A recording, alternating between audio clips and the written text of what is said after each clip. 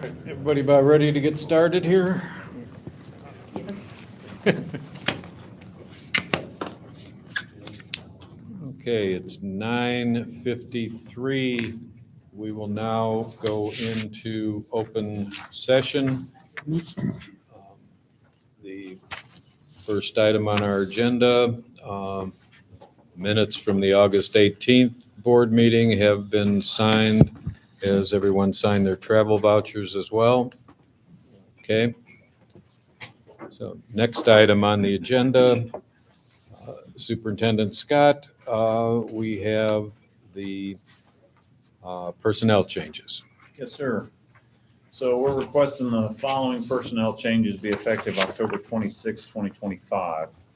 First, from the Investigations Bureau, First Sergeant Christopher D. Cecil, Investigations Division, Special Investigations, Internet Crimes Against Children, was promoted to the rank of Lieutenant Permanent to serve as the section commander. Master Trooper David M. Sally, Investigations Division, Drug Investigations, is promoted to the rank of Sergeant to serve as a Drug Enforcement Section Squad Leader, Area 5.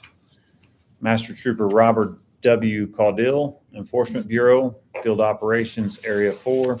Sellersburg District 45 is transferred to the Investigations Bureau, Investigations Division, District Investigations South Zone, Sellersburg District Number 45, and reassigned as a Detective Permanent. Trooper Mackenzie L. Benham, Enforcement Bureau, Field Operations Area 4, Sellersburg District Number 45, is transferred to the Investigations Bureau, Investigations Division, District Investigations South Zone, Sellersburg District Number 45, and reassigned as a Detective Permanent. Trooper Arturo Azcona III, Enforcement Bureau, Field Operations Area 5, Indianapolis District Number 52, is transferred to the Investigations Bureau, Investigations Division, Intelligence, and reassigned as a Detective Permanent to serve as a Criminal Intelligence Officer. Enforcement Bureau, Trooper Teresa M. Vall, Field Operations Area 3, Jasper, District Number 34, is promoted to the rank of Sergeant Permanent to serve as the District Squad Leader. Trooper Alyssa M. Boldy, Field Operations Area 5, Indianapolis District Number 52, is promoted to the rank of Sergeant Permanent to serve as the District Squad Leader. And of the Office of Professional and Fiscal Responsibility, Sergeant Jason E. Sample, Investigations Bureau, Forensic Services Division, Digital Forensics, is promoted to the rank of First Sergeant Permanent and transferred to the Office of Professional and Fiscal Responsibility to serve as an Internal Investigations Coordinator. Sergeant Matthew J. Lloyd, Investigations Bureau, Investigations Division, Drug Investigations, is promoted to the rank of First Sergeant Permanent and transferred to the Office of Professional and Fiscal Responsibility to serve as an Internal Investigations Coordinator. That's all. Questions from the board members? Mr. Graves? Yes, Mr. President, I had a question concerning the Enforcement Bureau. Trooper Ball was total score is quite a bit under what the number one candidate was. I was wondering what the situation was. Yes, sir. So there were some issues. Obviously, Phil Lubers finished almost 19 points ahead of her. Number one, we don't have any female supervisors in that area. Also, there was an internal matter from a few years back that caused us some concern with the number one candidate there. So that's why we went with number 3. Okay.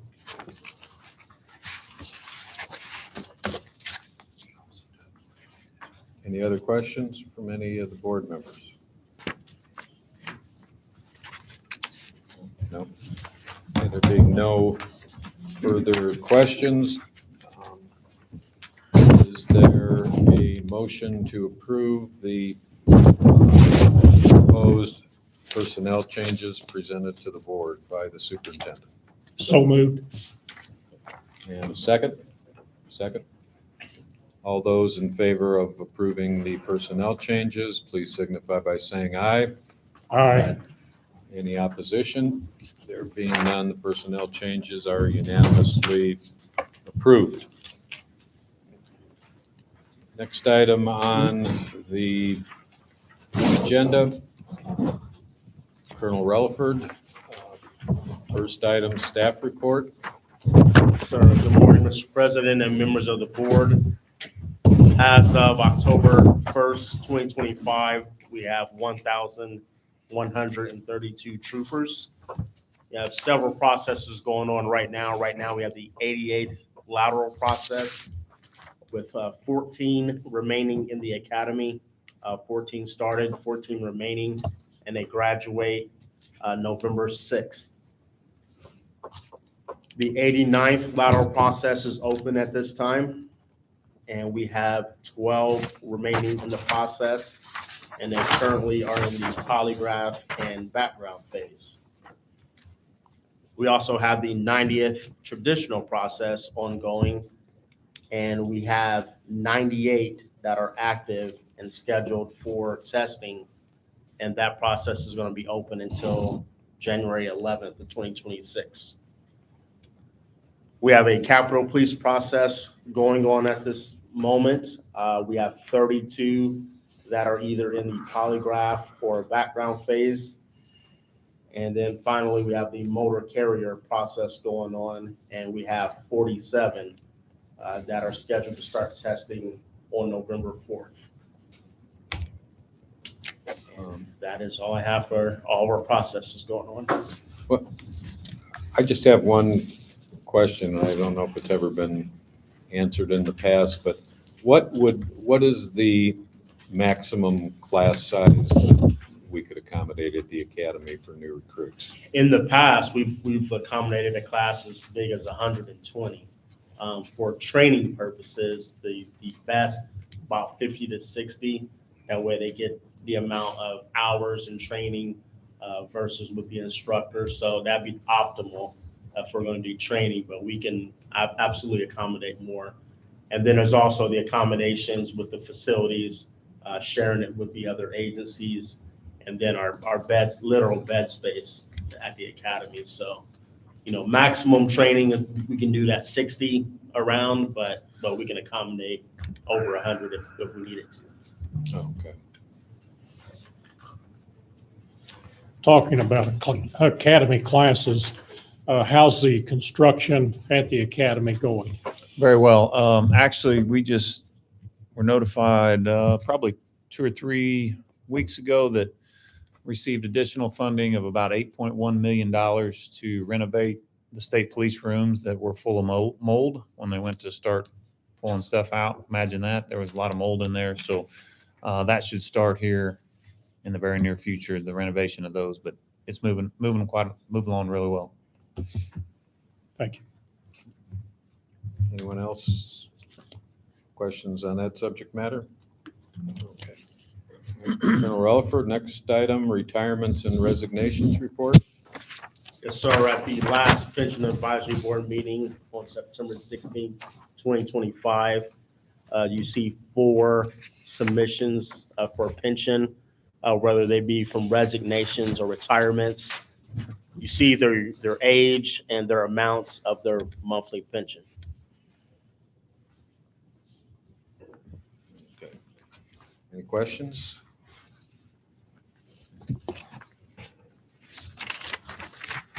Okay. Thank you, Colonel. Next item, Colonel Hill, military leave without pay. Yes, good morning, members of the board. Request military leave with and without pay for the period of September the 21st, 2025 to February the 21st, 2026, in accordance with Human Resources 002 Trooper Andy Wolverton of the Fort Wayne District Enforcement Bureau.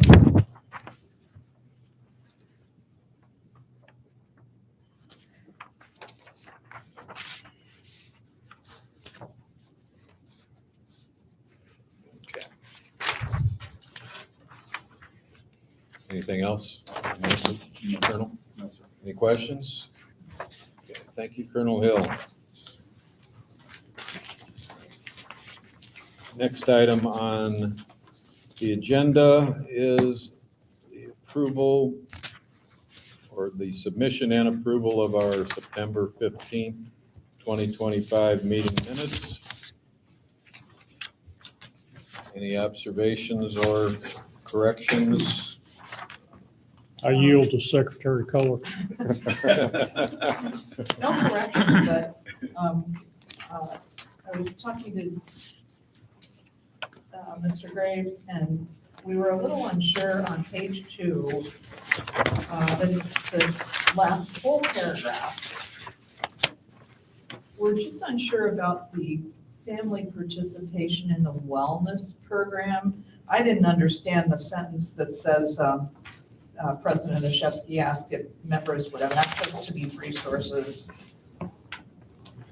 I didn't understand that sentence, but then we started talking about what family members have access to in the wellness program for both current troopers and retired troopers. Yes, ma'am. So when we talk about the resources, so every resource that the employee has, whether it be sworn or civilian professional staff, the families will also have access. So we're talking about the app, when we're talking about medical services, therapy, mental health, financial, all the resources that are available to the employee will also be available for their spouses, kids, family members. It's holistic, the word that was used, making sure that everybody in the family is taken care of. Okay. And then the confidentiality part, That was for when you talk about peer supports, there's actually statute that is like patient, doctor confidentiality. If a employee was to go to a peer supporter, a certified peer supporter, that unless someone's in danger, suicidal, that does not have to be, the information does not have to go anywhere outside of those two people that were speaking.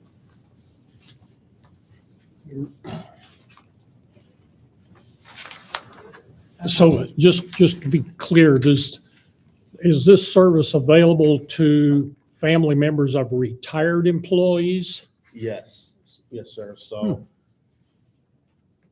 whether it be through actual resources online, computer, or actually need-to-need conversations, every aspect of the wellness program is also available to the spouses, children of the employee. So whether you want to have group conversations, whether it be one-on-one, whether it be separate, so that's where we're going to make it available to. It doesn't make much sense to only do half or part of the family if we need to make sure we're taking care of the whole family. And that is what the proactiveness of the peer supporters will be doing. We'll be reaching out to retirees, reaching out to family members, and so they're going to be more proactive than reactive. Is there any way of keeping records on, well, employees as well as retirees, or not retirees, basically for the physical part of the wellness program where employees are allowed 3 hours a week on duty time to work out? Yes, sir. Our employees, as we speak, do that now when they're we call it daily. There's a program that we have to use to track our activity. And so if you use that hour, you actually put it on that tracker, and then we can pull the data from that tracker. Is that on the honor system as to whether or not they actually go out and jog? It should be on or the truth system. So they should actually, if that's what they're doing, that's what they should be tracking. And so to get 3 hours a week to do it on duty, and you put that hour into the system that says you did it. And that's we call it the whole program. So it could be literally out jogging or reading a book or listening to a podcast. And so it's all encompassing of different aspects of your mental and physical health. how does the department know that an employee has read a part of a book for that hour, or meditation, I noticed is on there. How do you know what kind of meditation and whether or not that actually took place? A good question. So on your daily, you can actually put in the details of what you actually did for that hour. On the reading, does it have to be a book that's job related, or? Not job related, just to better yourself related. It could be a book on yoga or exercise or eating well. If it's to better yourself, which obviously will better your family and your department, it's a plus for us. So like stress relief kind of things. Yes, ma'am.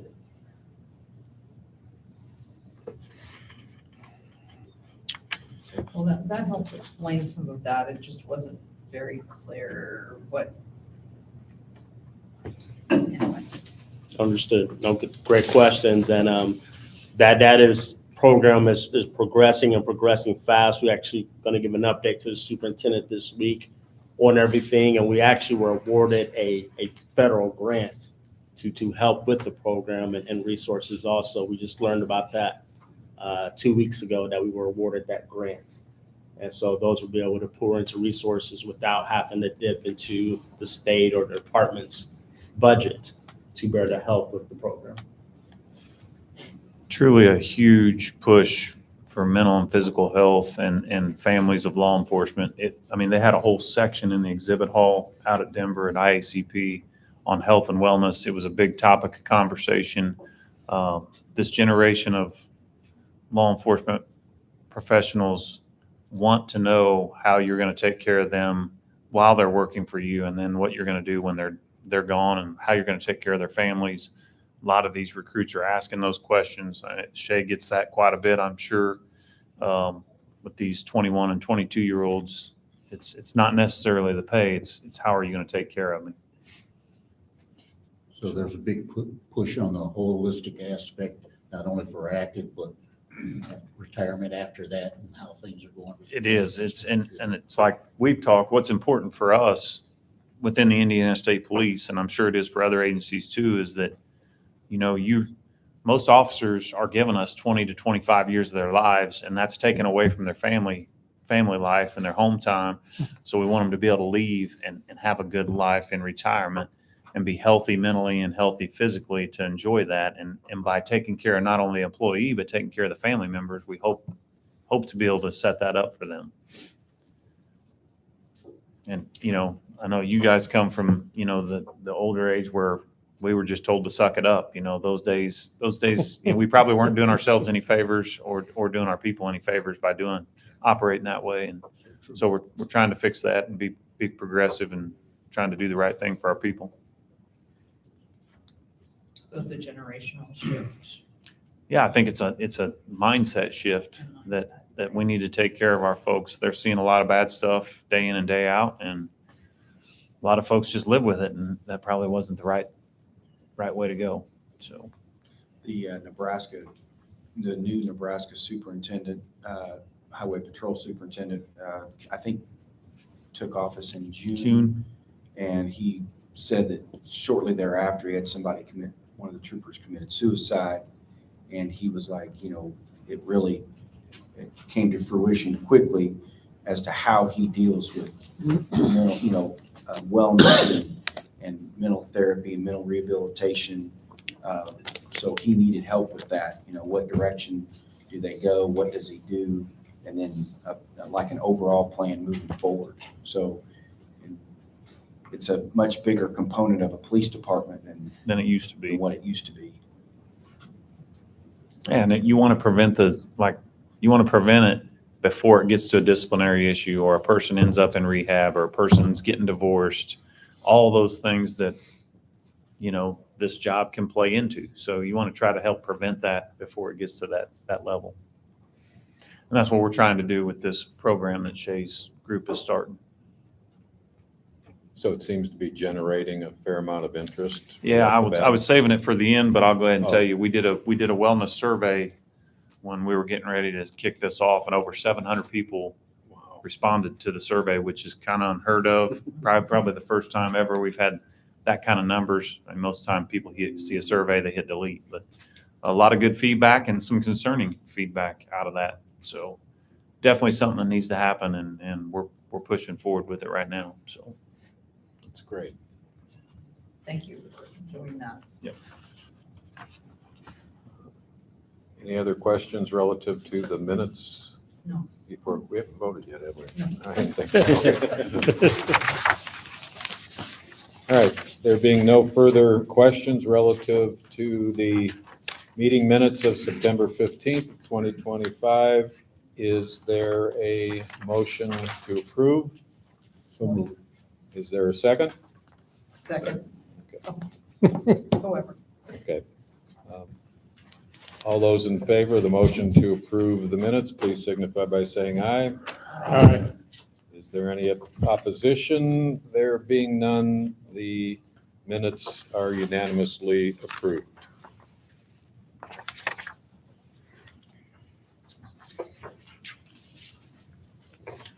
Okay, next item on the agenda is the proposed ISP board meeting minutes for 2026.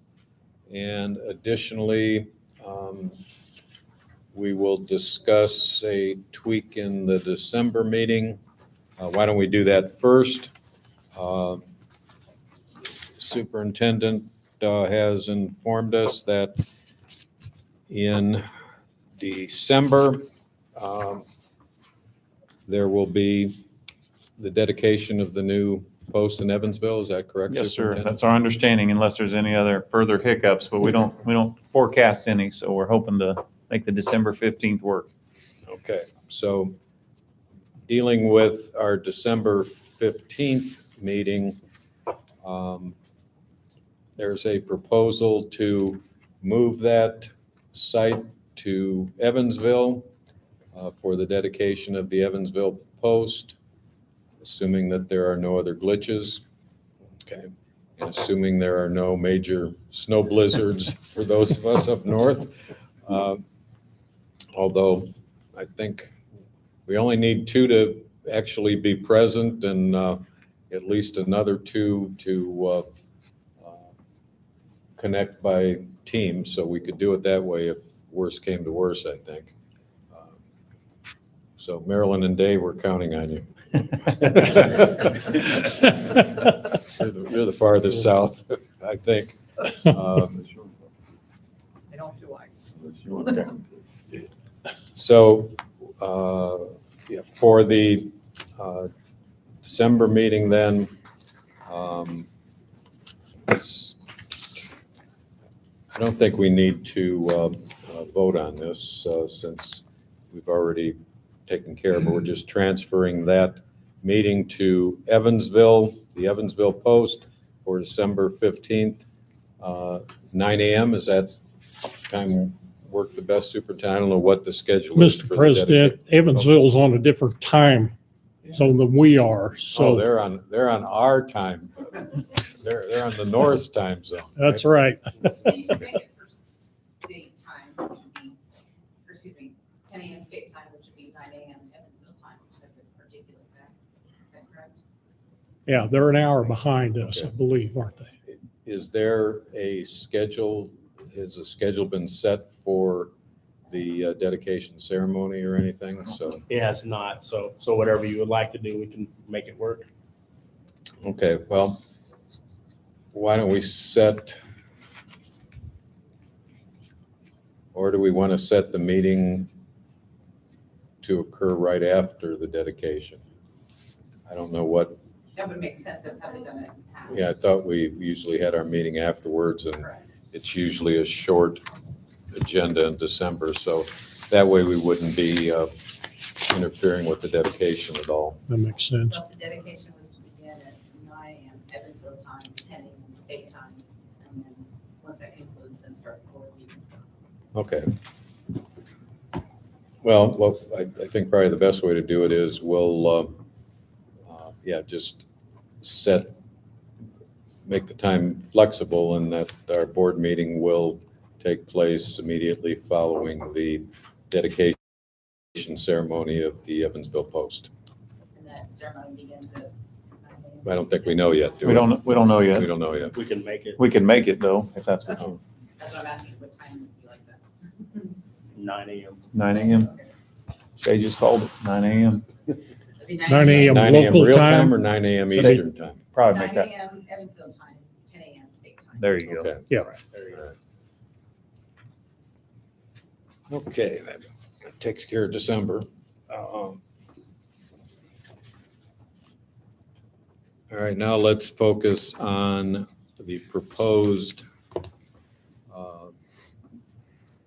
meeting dates for 2026. I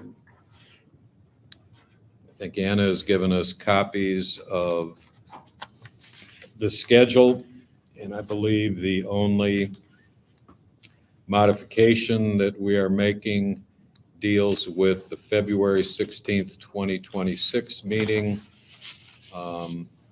We're not going to be doing any interviews at ILEA for that meeting, so the proposal is to move the February meeting back here at CBIT. Anyone, any questions on that or objections? Okay. And we will start at 9 a.m. as usual for that meeting.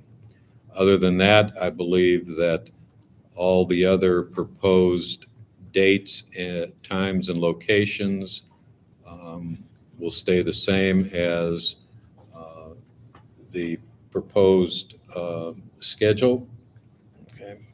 Anyone have any questions relative to the 2026 board meeting dates and locations as presented here and as modified for the February meeting? Okay. So Anna will submit the schedule for the record. And is there a motion to approve the 2026 meeting dates and locations as presented? Motion, is there a motion to approve? approve the meeting Okay. dates. Is there a second? Second. Okay. All those in favor, please signify by saying aye. Aye. Any opposition? There being none, the meeting dates and locations are unanimously approved. What was the start date again for the 90th recruit school? What was the start date again? The 90th is in the summer. June, Jay? I was June 7th, 2026. June 7th.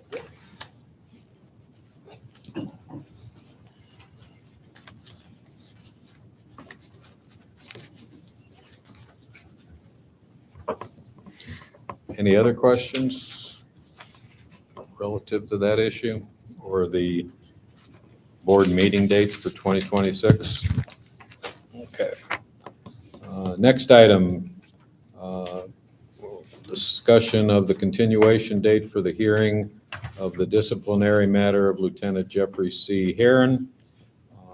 As everyone assume is well aware, we were scheduled to begin hearing that matter today and continue it, the evidence hopefully into tomorrow.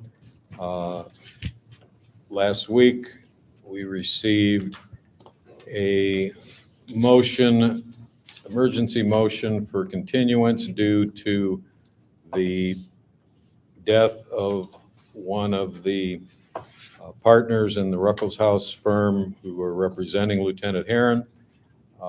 And also there was a reference made that there was a discovery issue between the state and Lieutenant Herron dealing with the hearing.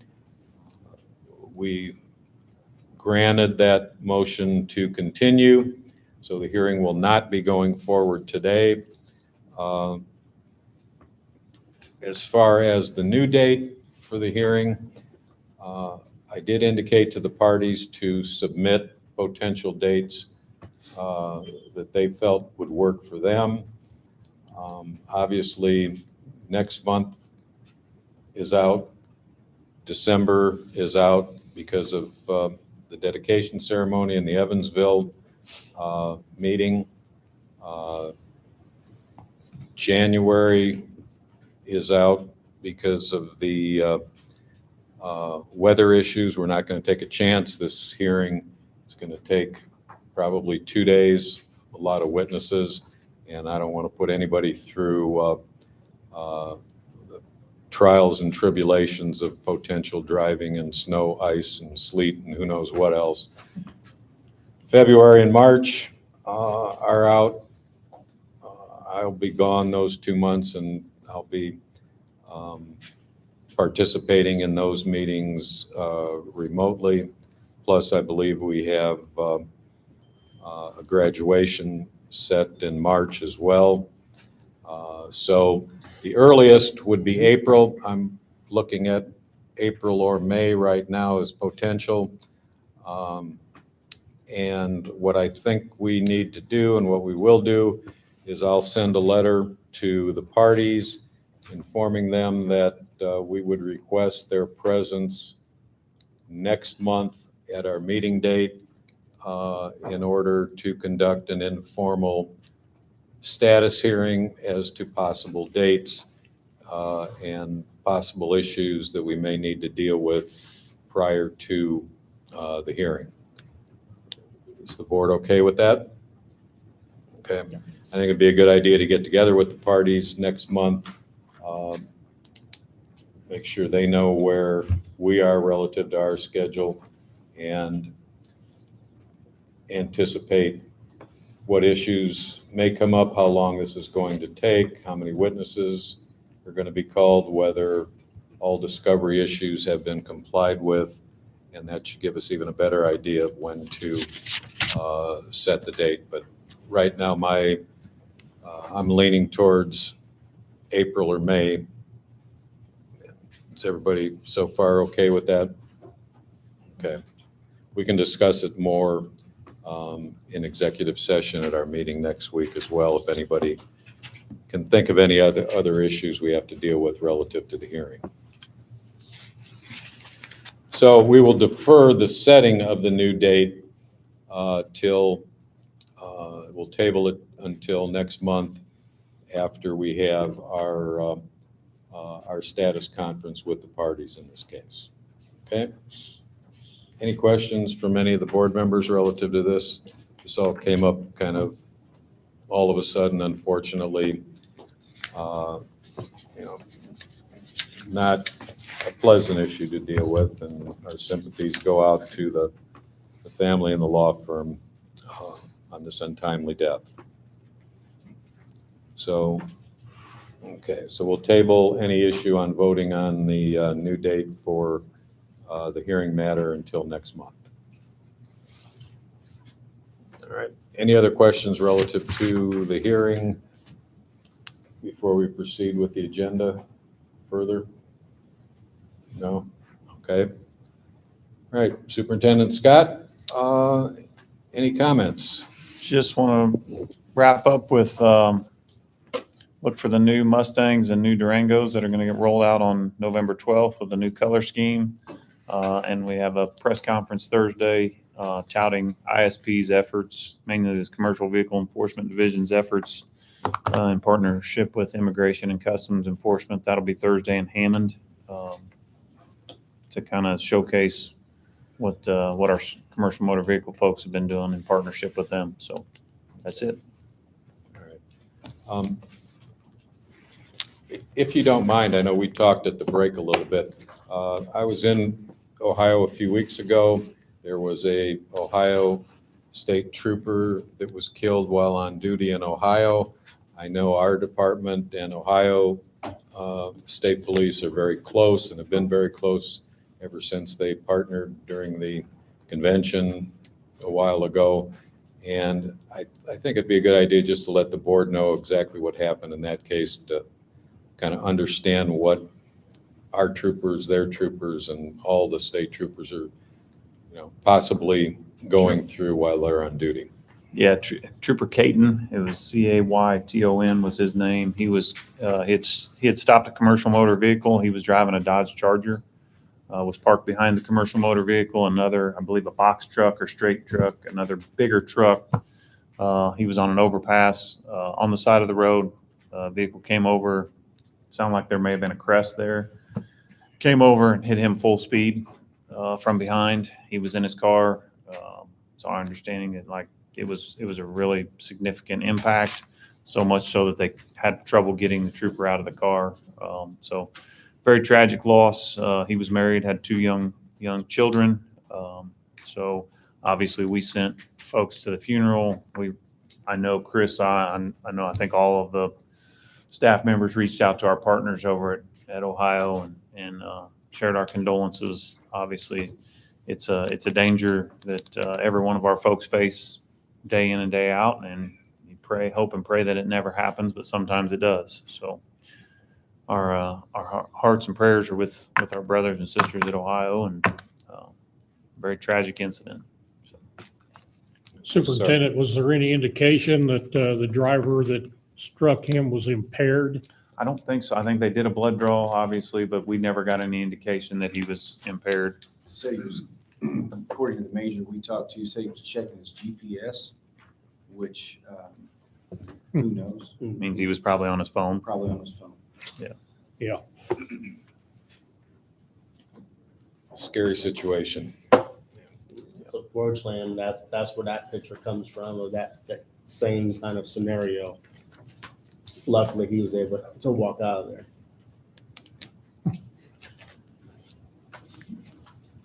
It's amazing how many people just don't really slow down when they see the flashing lights ahead. I don't understand it. It just makes no sense whatsoever. Thank you, Superintendent. I appreciate you filling us in on that. Any comments from any board members? Anything else you want to bring up or discuss at this time? Condolences to the family of Trooper Bixler. Bixler, Andrew Bixler. Thank you. Anything else? Okay, if there's no further business, the next board meeting is scheduled for Monday, November 17th, 9 a.m.